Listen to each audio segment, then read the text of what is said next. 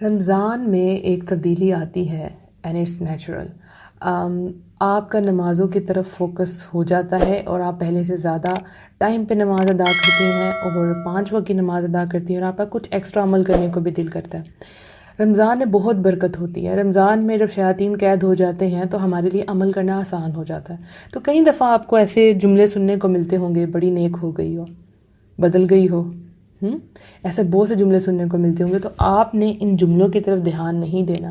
کبھی بھی یہ شرمندہ نہیں ہونا کہ کیونکہ میں پہلے نماز نہیں پڑھتی تھی تو اب میں کیسے سب کے سامنے نماز پڑھوں، سب کہیں گے اچھا نئی نئی مسلمان ہوگی. تو ایسے تو جملے سب کو سننے کو ملتے ہیں. سو ان کو پی جائیں، ان کو سائڈ پہ رکھیں. یہ آپ کا اور اللہ کا معاملہ ہے، کسی اور کا معاملہ نہیں. لیکن یہ بات آپ کو کسی سے بھی نہیں کہنی کہ میرا اور اللہ کا معاملہ ہے، آپ ذرا سائڈ پہ ہو جائیں. نہیں، ایسا نہیں کرنا. دین والے ایسا نہیں کرتے، بڑے پیار سے بات کرتے ہیں.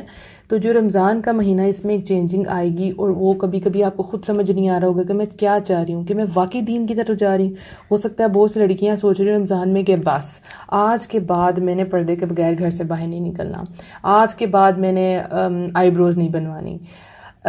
آنیسٹلی ایک رمضان میرا ایسا آیا تھا کہ میں نے اس میں یہ ڈیسائیڈ کر لیا تھا کہ بس آج کے بعد آئی بروز نہیں بنانی، اور میں اس کے پر قائم رہی الحمدللہ. تو ایسی چینجنگ آتی ہے.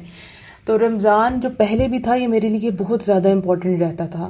تو یہ میں آپ سب سے اس لیے شیئر کر رہی ہوں تاکہ آپ سب کے ساتھ بھی ایسا ہو تو اس کو اپنے لیے خوش قسمتی سمجھے، اللہ کی برکت سمجھے، رحمت سمجھے.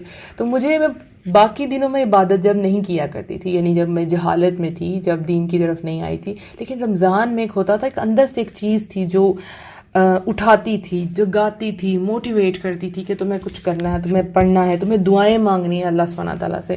تو میرا ایک خاص کنیکشن بن جاتا تھا اللہ سبحانہ تعالیٰ سے. اور الحمدللہ رمضان ہی وہ مہینہ ہے جس نے مجھے چینج کر دیا. اس لیے میں اس کے لیے بہت ایکسائٹیڈ ہوتی ہوں اور میں چاہتی ہوں کہ آپ سب بھی اس کے لیے ایکسائٹیڈ ہوں.